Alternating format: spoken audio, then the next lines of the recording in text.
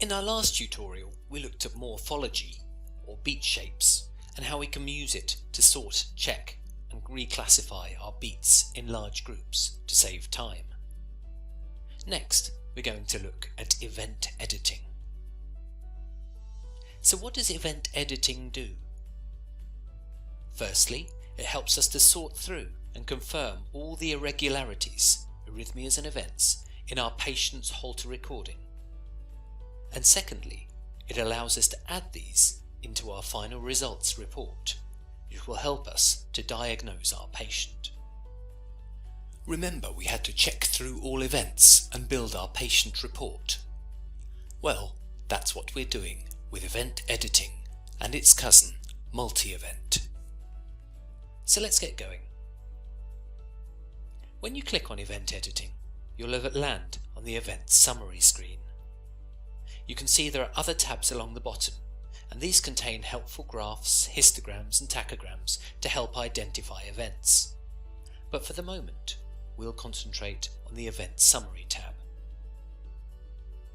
In the event column, you'll see a long list of different possible events which can be picked up by Pathfinder.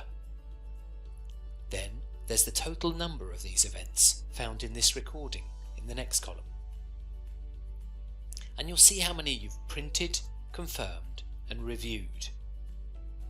Finally, we've got an unedited column here, showing you all the events which you've not yet actioned. The goal of this screen is to go from top to bottom in the unedited column and edit every single event to make sure you've checked all the irregularities in the recording and not missed anything significant for the patient. So let's start at the top with pauses.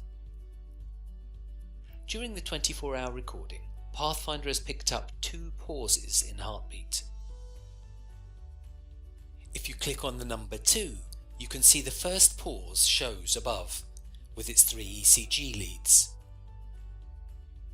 And yes, that does look like a pause, and that's significant in this recording, so it's something that you would like to see on your final report. If you'd like to see it in context, you can show full disclosure on screen 2, and you can see a clear pause here. So you're going to print that, and when I say print, what that's going to do is add an 8-second example strip to your final patient report. The second pause will now show automatically on the screen. If you look at that, you can see that's not a pause, it's artifact, and you can check that on screen 2 if you'd like. If we'd saved the set end of analysis correctly in full disclosure, then this pause would already have been removed. Now you can press the artifact button, and there are no longer any unedited pauses. You have 1 pause in total and 1 which has been printed to your report. Next, you've got 1 dropped beat, and so you're going to take a look at it and say, yes, that's right. So you're going to print that to your report, and that's now set to 0. You work your way down the list, event by event, to make sure you've looked at every irregularity. Let's go to a larger one. You've got 46 premature VEs. Now in this case, when you've got a large number like this, instead of going through each one, to save time, we have the option to select multi-event. In multi-event, it's going to allow you to see 24 events of the same type at the same time, and you can use next page to go through them all. As you clicked VE on the event editing page, it's showing the 46 beats all together here in lots of 24.